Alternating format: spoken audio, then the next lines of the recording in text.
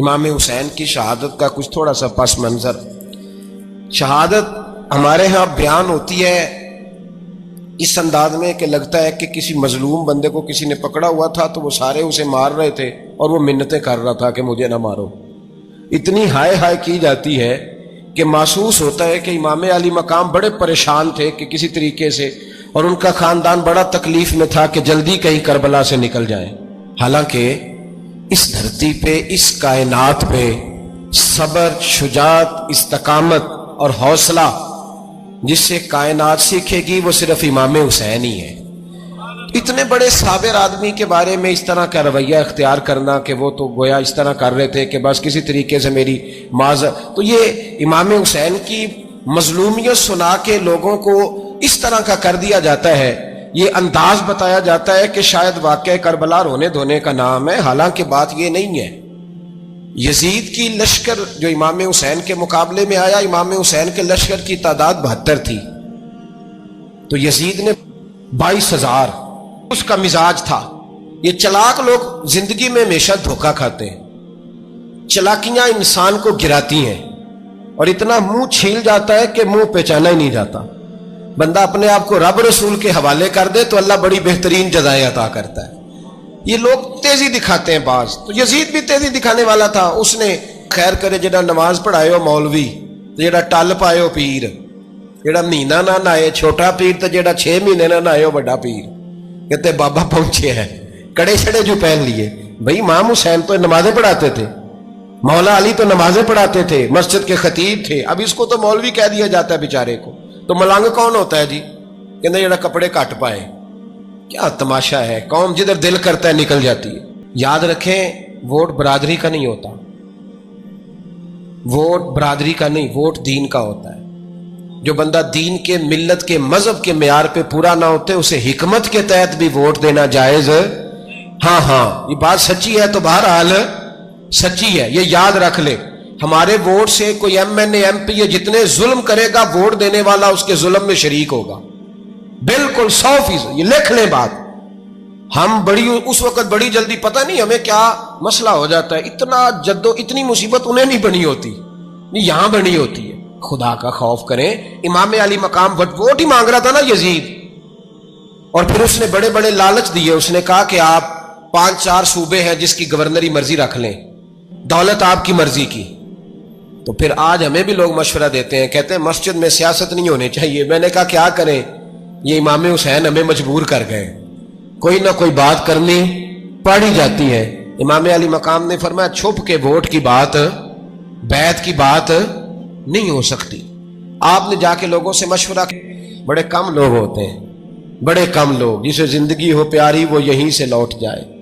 میرے قافلے میں شامل کوئی کم ظرف نہیں ہے، بڑے کم لوگ ہوتے ہیں جو ارادوں کے، وعدوں کے ہمیشہ ساتھ چلنے کے پکے ہوتے ہیں، ورنہ بڑے لوگوں کو گرمی لگنے لگتی ہے۔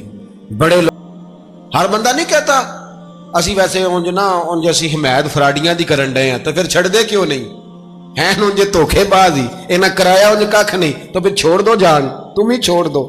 یہ بندہ بات صحیح کر رہا ہے، بندہ ویسے یہ بات صحیح کر رہا ہے، پر اجے حالات نہیں ٹھیک ہے، دے والے بندے ٹھیک نہیں، پر کیا تماشا ہے، کب تک ایسا رہے گا کہ کب تک یہ بات چلے گی؟ بچے ساتھ ہو، صحرا کا علاقہ ہو، تپتی ہوئی ریت ہو، اتنے کٹھن اور سخت حالات، چاروں جانب موت ہی موت، دور دور تک اپنوں کا نام و نشان کوئی نہیں، اور اکیلے فیصلہ کرنے والے امام حسین، باقی سارے بچے ہیں یا عورتیں، سارے بڑے اکیلے 19 لوگوں کو ایک بار میں حضرت ایسے ہی تماشا بنا دیا ہے۔ مظلوم تھے وہ تو رو رہے تھے، ہر مقرر یہ کہہ رہا ہے کہ وہ تو بار بار کہ ابا پانی مل جائے، پانی آ جائے، ترس گئے۔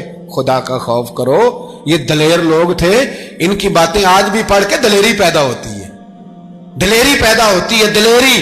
نکلے، ایک ہاتھ کٹا، دوسرے پہ مشکیزہ وہ بھی کٹا۔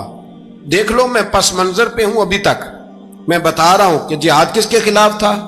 ظالم حکمران کے خلاف، ظالم کافر کے خلاف نہیں، مشرک کے خلاف نہیں۔ حضرت امام حسین رضی اللہ تعالیٰ عنہ نے ہر جگہ ایک ہی بات کی کہ یزید شرابی ہے تو بچے کٹوا دوں گا، شرابی کو ووٹ۔ یہ ایک نہیں، ہر کتاب میں یہی لکھا، ہر کتاب میں، اور ہر مسلک کی کتاب۔ यजीद चूंकि मुजरे देखता है, रंडियों का नाच देखता है, बच्चे कटवा दूंगा उसके हाथ में हाथ।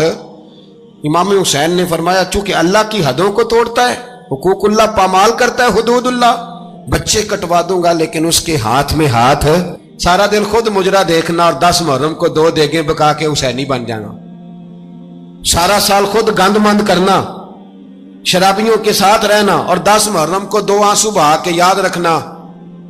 मैं हमेशा कहता हूं, फिर कह रहा हूं, इसके मोबाइल में गंदे गाने हैं, गंद देखता है, शराबी कबाबी का सपोर्टर है, वोटर है, या मुजरे देखता है, आता जाता है, वो याद रखे कयामत में इमाम हुसैन का हाथ होगा, उसका गिरेबान होगा। हमसे न रकम होंगे कसीदे यजीद के, हम लोग तो हुसैन के सीरत निगार। हजरत अब्बास नहीं, हम तो चाहते हैं उम्मत इकट्ठी हो जाए, लेकिन जो बंदा नबी पाक की मां को दोज़खी कहे, हुजूर के बाप को जहन्नमी कहे, यजीद को अमीरुल मोमिनीन कहे, उसके साथ इत्तफाक राय कर लिया जाए, ये मजहब हमारी समझ में नहीं आता, बिल्कुल नहीं आता, कतई नहीं हमारी समझ में आता। कैसे इत्तेहाद कर लिया जाए? यहां तो मेरे भाई जो हमारे अब्बा का मुखालिफ हो उससे इत्तेहाद नहीं होता, और जो नबी पाक के वालिद को दोज़खी कहे उससे इत्तेहाद हो जाए।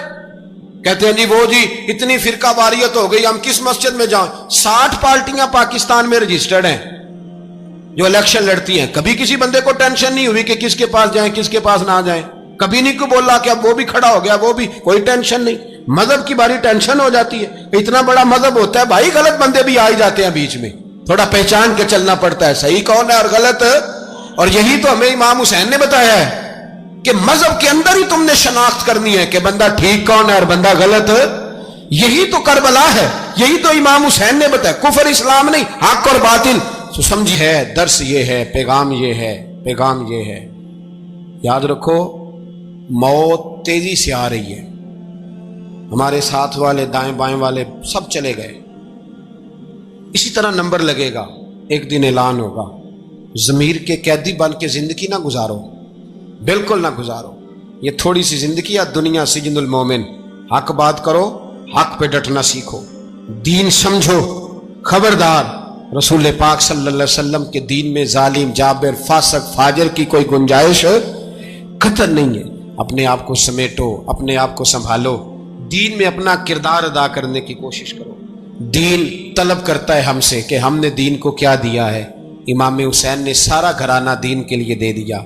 हमारा जो बच्चा किसी काम का नहीं रहता उसे मदरसे दाखिल कराते। हमने दीन इतना कमजोर कर दिया है कि आलिम अगर शोर ना करें, आलिम अगर शोर ना करे, जोर ना करे, घुटन वाला माहौल हो गया, मजहब की पोजीशन कमजोर कर दी। अब जहां तक इस बात का ताल्लुक है जी फिरके हो गए, तो मेरे भाई ये कोई इतनी खतरनाक बात, ये कोई इतना मुश्किल मामला नहीं है। ये तो इमाम हुसैन ने बता दिया था कि यजीद के तौर पर एक गलत फिरका खड़ा हो गया है, लिहाजा उसका मुकाबला करना है। इसमें कोई बुरी बात है, लेकिन एक सबक है बुजुर्गों का कि अगर सच्ची बात भी नहीं करनी तो फिर इस मिंबर का हक अदा नहीं होता। जो सच बोले वो हुसैनी है, जो जालिम के सामने खड़ा हो जाए वो हुसैनी है। जो मसलेत कोश हो, जो कहे टाइम नहीं, ग्राउंड रियलिटी नहीं, हालात नहीं, तबीयत नहीं, मौका नहीं, तो अभी इमाम हुसैन के पैगाम को नहीं समझा। मैं बहुत सारे बुजुर्गों का नाम इसलिए नहीं लेता कि लोग ऐसे न कहें कि किसी का नाम कैश कराया जा रहा है, लेकिन मैंने सारे मनाकब पढ़े हैं। मेरी लाइब्रेरी में किताबें हैं, मैं पढ़ता रहता हूँ, मैं सफ़र में भी साथ रखता हूँ। लेकिन हज़रत शेख अब्दुल सबूर बेग मंशूर हज़ारवी का शेर इमाम अली मकाम के मुकाबले में इस तरह का है कि मुझे सारे शायरों से ज़्यादा वज़नी महसूस होता है।